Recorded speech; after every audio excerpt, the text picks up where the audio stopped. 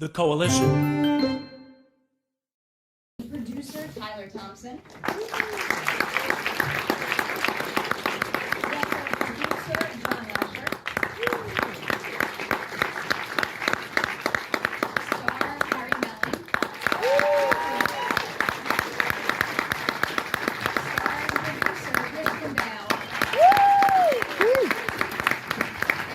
writer, director, producer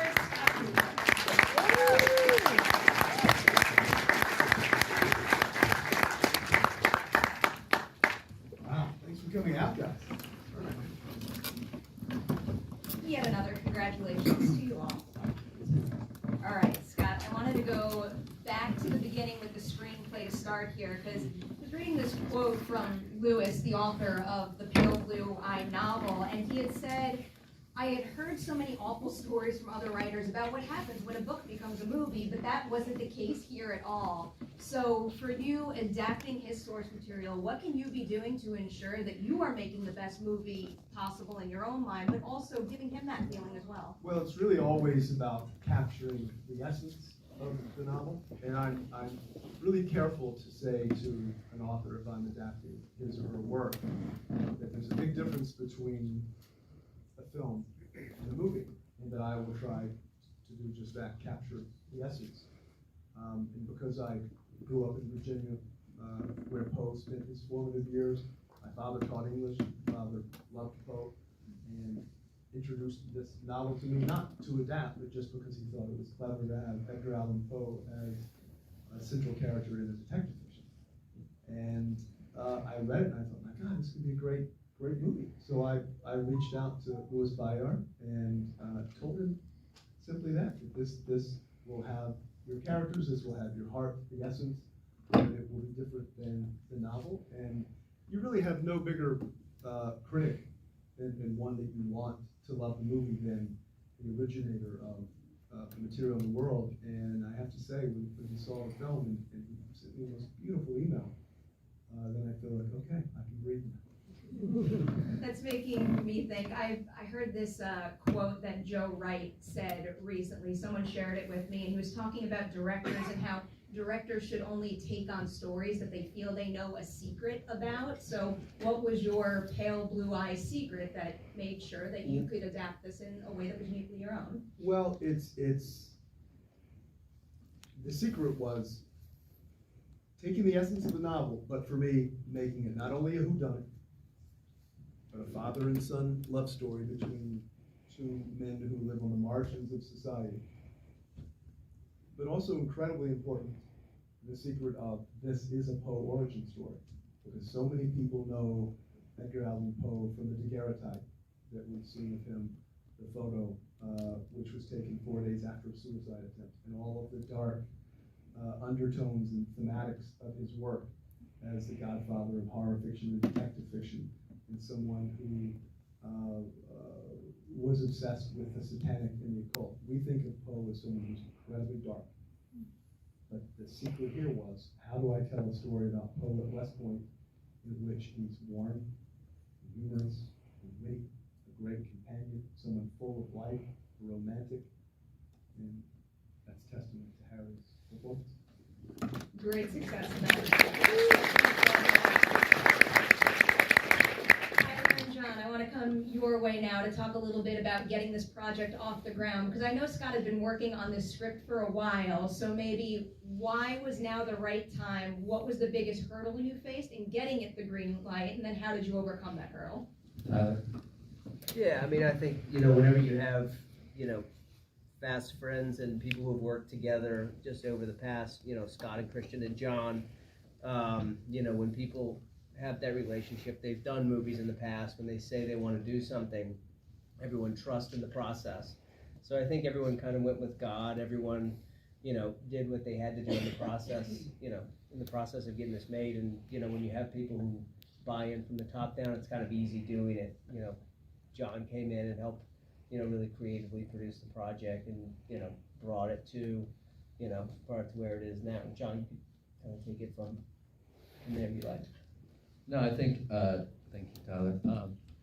I think just Scott wrote such a beautiful script and brought Christian into it, and then it was a time Well, for those of you who are producers, it's a lot easier when Christian Bale says yes. Yes. Let's be honest. It's much easier. For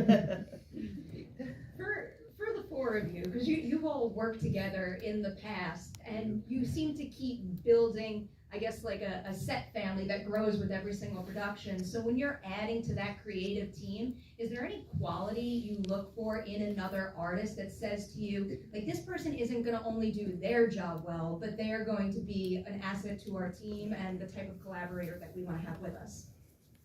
Yeah, absolutely. Man, did we get so fortunate with the cast on this, and beginning with Harry. Scott was generous enough to allow me to look at different tapes people have done, and there were some wonderful actors, and we thought, wow, this is going to be a really tough choice. And then Scott sent me Harry's tape, and I've always been abysmal at auditions. I don't know how people manage it, but he was managing something that was really fascinating right there. This video that he thrown together, and you know, he's a superb actor, and in an enviable position because he's ridiculously experienced, but you don't know much about him, right? So you watch the film, and in this you just see Poe, right? And that's the ideal for any actor, and that's what I saw when I watched the tape. Like, cool, Scott, that's it. You too, right? He's it. No, Scott said, yeah, and that was it. From then on, you know, Harry just became Poe in my mind, and everyone brings, you know, something that's just remarkable, obviously, with their lives, and that's something that, you know, a director, it must be very fascinating. I find it fascinating to imagine, not having directed before, but that, you know, Scott, he's an incredibly articulate, precise man in his thinking, and obsessive, which is a great compliment. You have to be obsessive in the world of film. But then, you know, you write the script, and then you get a whole different film that kind of comes out, because you got to see what's people's interpretations, etc. And it was a wonderful experience. And I will say that also Scott has some great collaborators, like our DP, Masanobu Takanayagi, who he's worked with three times? Four.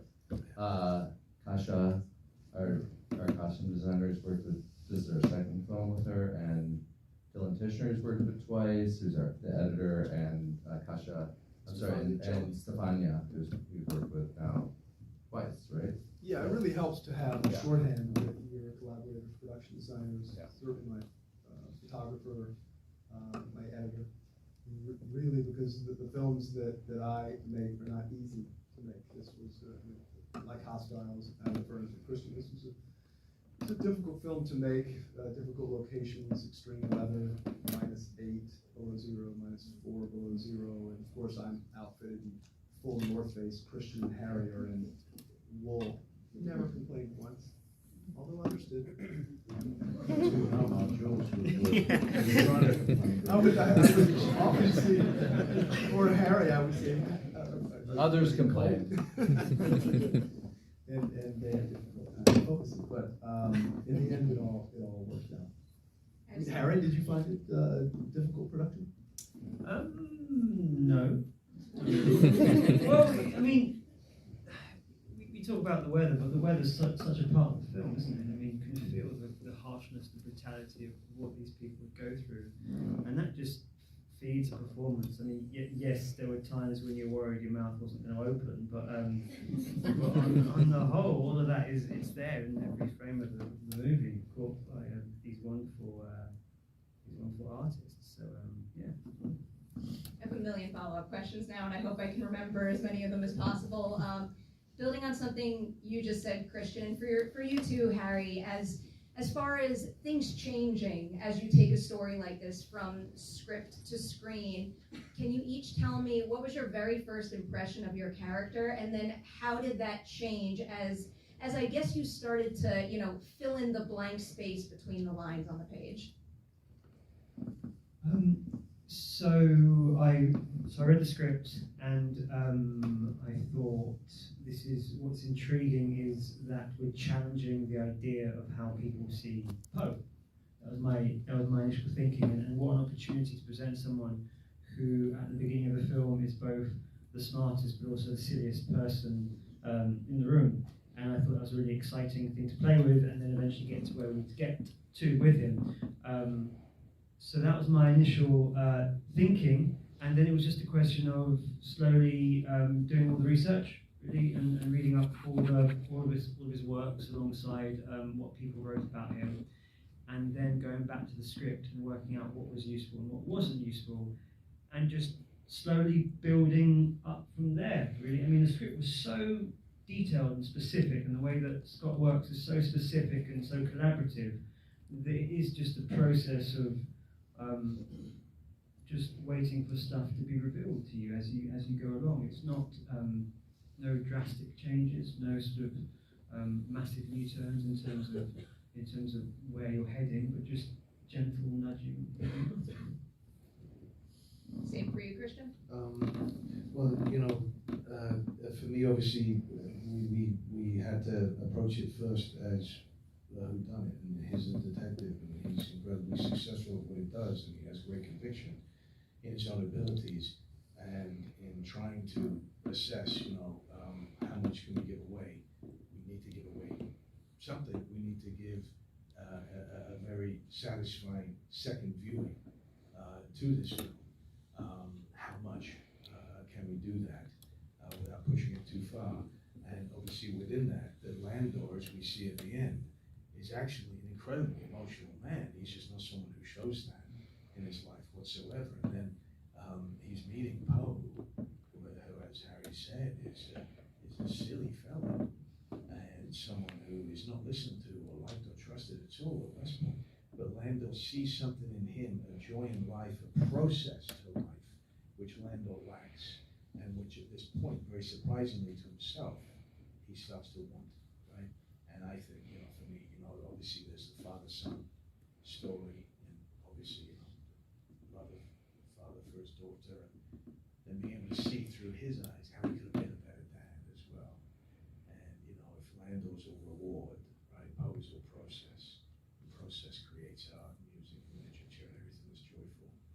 And Landor regretting that he didn't say the things he wanted to say, do the things he wanted to do, and being so surprised that his actually defining story of his life was still ahead of him. You know, he thought all his stories were behind him. And that he's also, for someone who appears to be so very much in control of himself and everybody else and in every situation, that he's actually very much still at the mercy of others. And we all are. You just brought up the idea of, you know, the value this film has as far as rewatchability and finding new details. For the two of you, is there any particular beat in this film where it was toughest to figure out, you know, how far to push it in terms of leaving breadcrumbs so you still preserve the mystery on the first watch, but they're very visible the second time around? Well, this is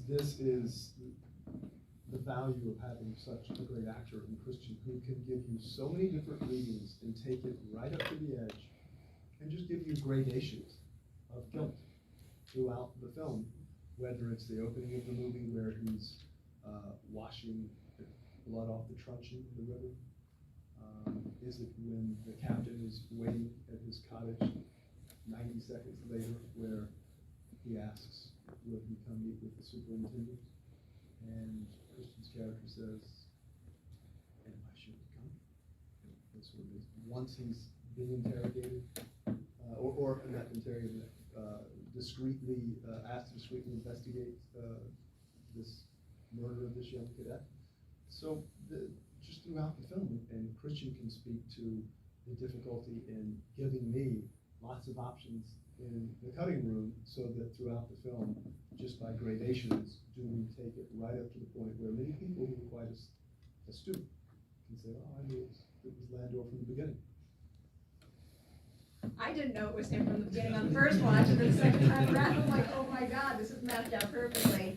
I'm surprised I remembered this from before, but Tyler and John, I want to throw a question your way, because think, Scott, you had just said that you don't make easy movies, and I think I saw a quote from one of you that said that Scott makes your job easy, and I can't compute that given how ambitious all of his movies seem. So can you elaborate on that a little bit and how it makes your work easier? I think Scott's just like a guy who does the work.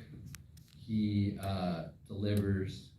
He's prepared. He always says, if I'm not over prepared, I'm under prepared. And that's not everyone I work with. He also has a great temperament. I don't know. He's like kind of the perfect. I don't know. He's a problem solver.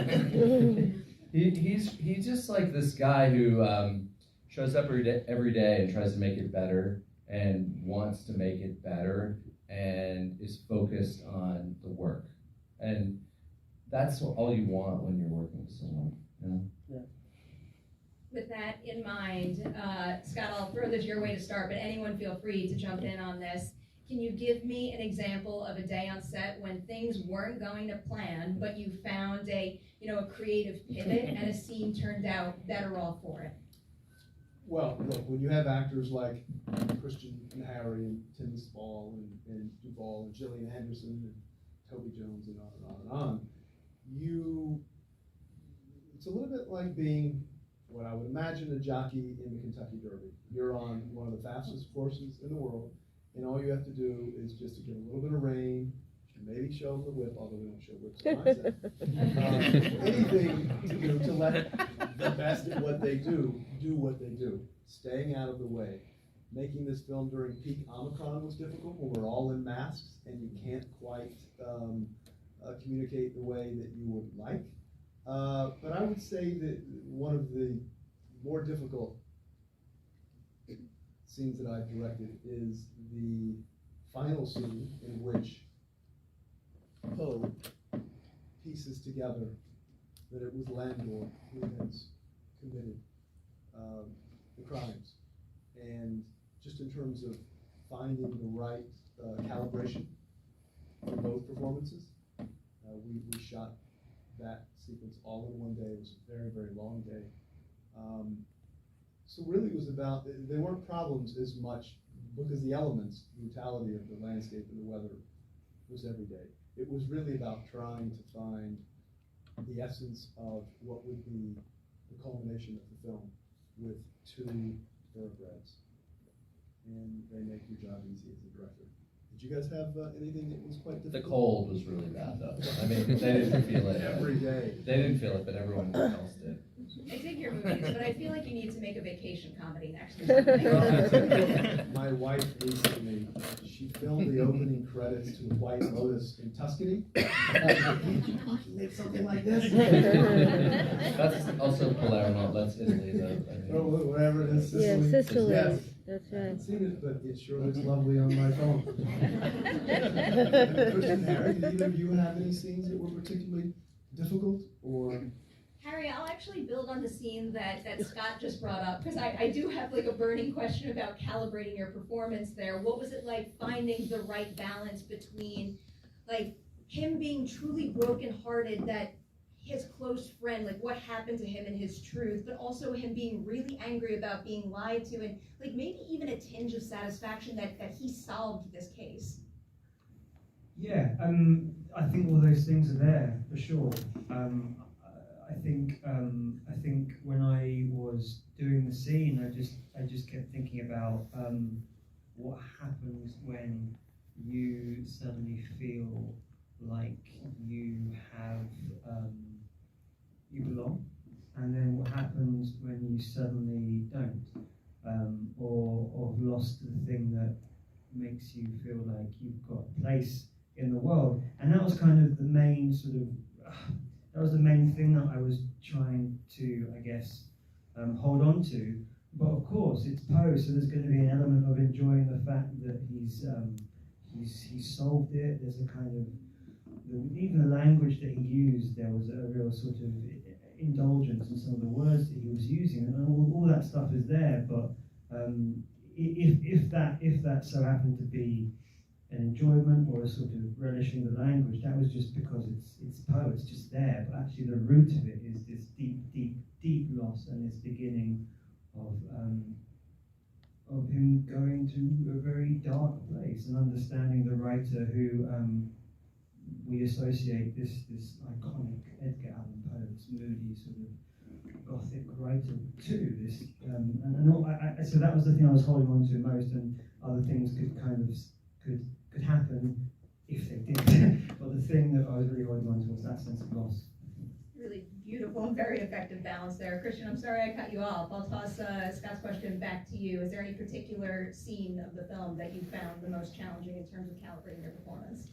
No, I was going to bring up actually in editing, just how tough it must have been for Scott, because there were such great performances, and every film delivers good stuff, and so, they again, generously, like, send me different cuts of the film, and we discuss it afterwards, and there's just some lovely bits, things with Toby, with Gillian, with Tim, with Simon, Charlotte, it goes on and on, with Charlotte,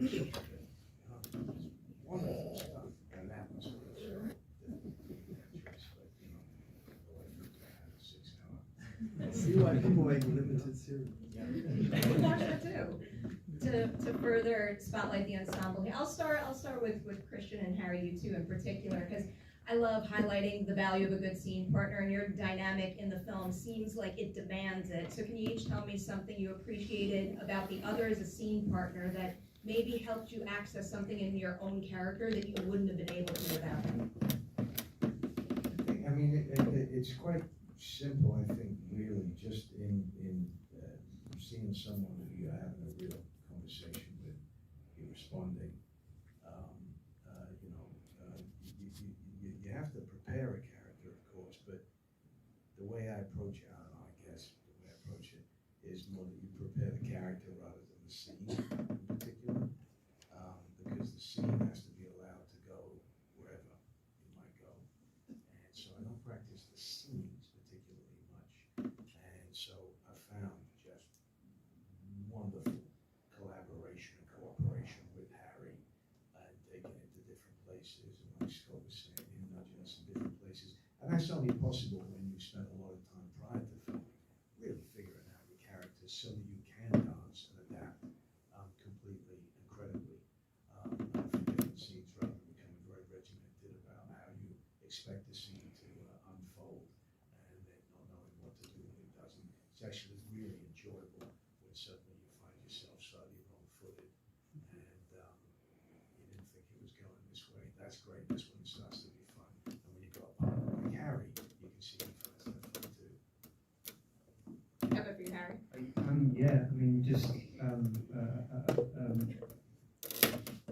generosity, really, the generosity to play, generosity to listen, generosity to try things, and it is a very simple transaction when it's good. You kind of don't want to overthink it. It's just it is what it is, and it's two people in a room waiting for stuff to happen, and you're just trying to be in that room. And Christian, because of how wonderful he is, just elevates you to a different space of being in that space. So, and what's great about these actors and the others in this film is they're all great listeners. So often when you're watching a film, you can see that an actor is waiting for a cue, and they aren't listening. And Christian, now having done 3 films with him, he's a little bit like Robert Duvall, who produced my film, who's in this, who's a mentor of mine, in that they like to be the best off-camera actor that they possibly can be. And it really, to Harry's point, Christian's so generous, he gives so much, every take, every scene. And that's, imagine like playing tennis with Roger Federer. You're only going to get better when you're in a scene like that. To sing Christian's praises a little more, Harry, I'll throw this to you, but anyone can jump in on this. So Christian not only has to deliver an A+ performance as a lead character in this movie, but when you're number one on the call sheet, you can really set the tone on a production. So what is something that, you know, in addition to the scene partner qualities we just spoke about, what's something about him as, you know, number one and a leader on set that you really appreciated and hope to see in more number ones out there, or maybe even adopt yourself? Yeah, probably something you didn't appreciate, because I always just say like, hey, let's have 2 bangers or 3 bangers, right? Which I lead the way on. It's not even- The you don't reason is my even care point about is I'm that. saying to Scott, I don't want to be sitting around too much. I don't want to spend any time in here. Let's get filming. Straight away. That's probably not something you appreciate. It's not like, what the hell? Hey, swing a cat in here. You're welcome, Harry. And he could hear everything I was doing through my music playing. Whatnot. Sorry, mate. Belated apologies. No, at all.